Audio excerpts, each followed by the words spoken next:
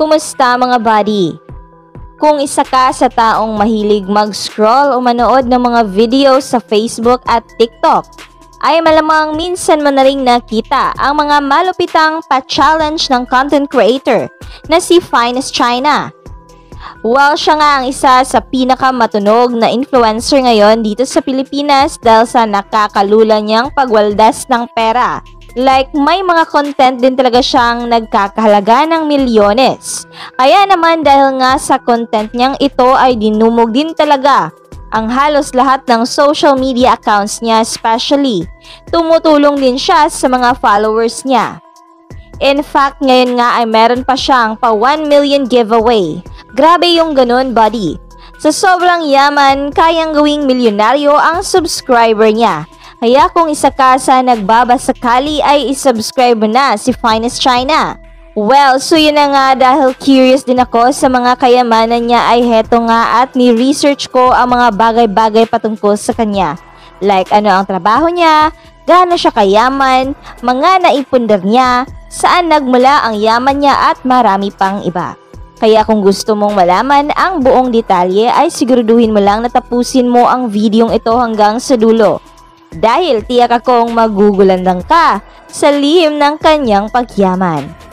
Bago rin yan ay huwag mo na din kalimutang i-like at i-subscribe ang munti nating channel para masarap ang ulam mo bukas.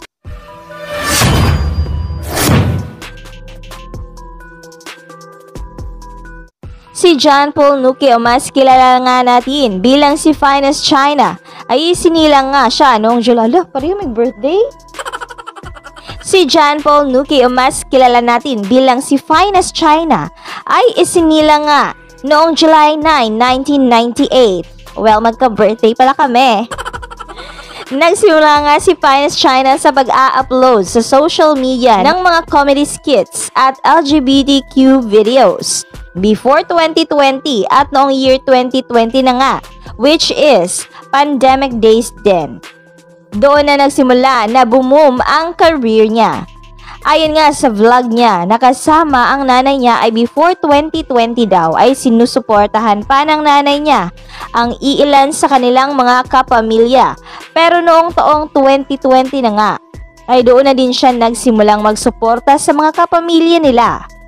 Well, sa paglipas nga ng panahon ay laking gulat na lang ng lahat nang magpalit ito ng content into lifestyle vlog.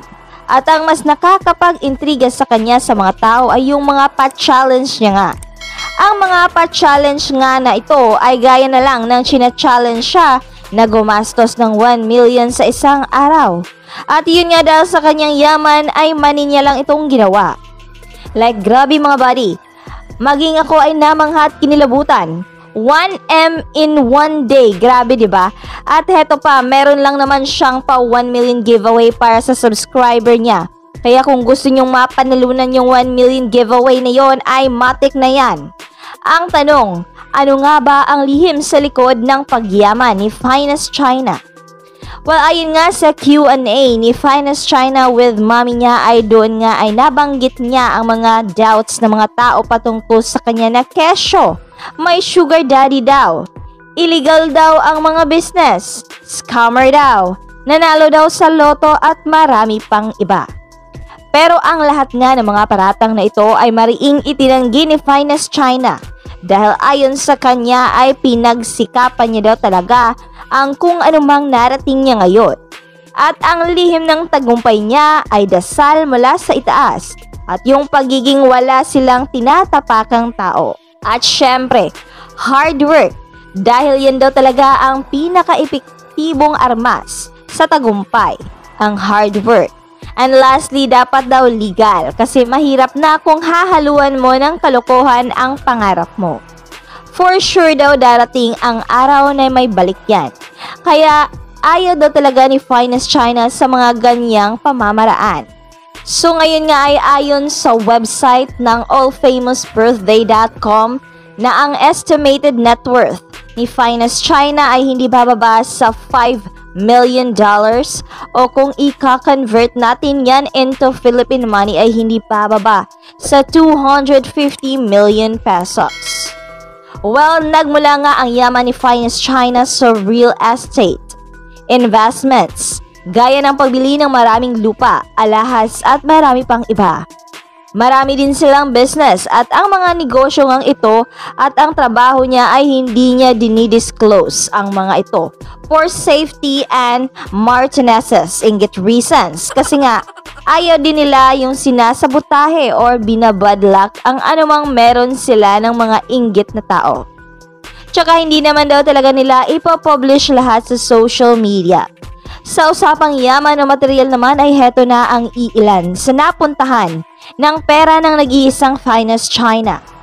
Heto yung 2-story house niya sa Honolulu, Hawaii at meron itong lawak na 500 to 600 square meters. Heto nga yung outside view ng bahay niya, which is sobrang ganda talaga. Heto naman ang kusina niya at heto naman ang sala niya. Kita niyo yung couch na yan? Nagkakahalaga lang naman yan ng 300,000 pesos. Grabe.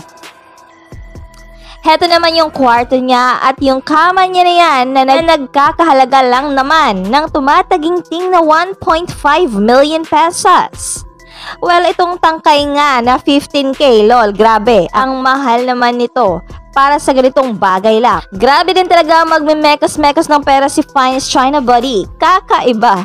Heto naman ang painting niya na ito na worth 3 million pesos. At hetong mga naka-frame sa wall niya ay nagkakahalaga lahat ng 30 million. Grabe.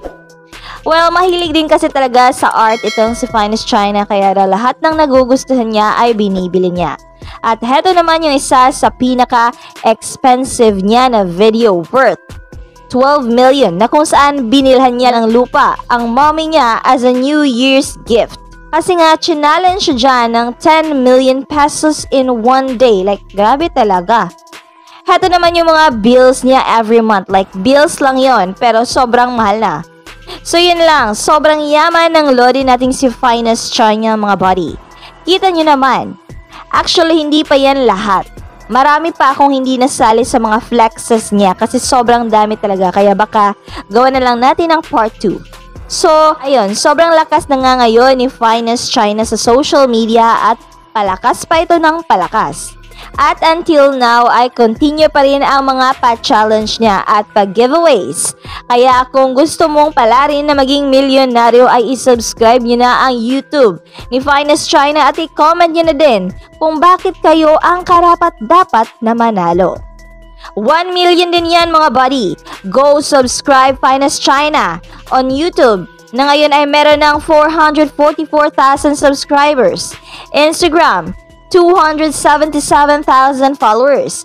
Facebook page, 1.7 million followers. And TikTok na may 2.3 million followers.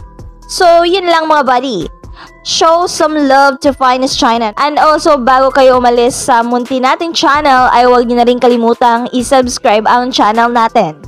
Ikaw, buddy, ano nga ba ang nagustuhan mo o bakit mo sinusubaybayan si Finest China? Comment down below.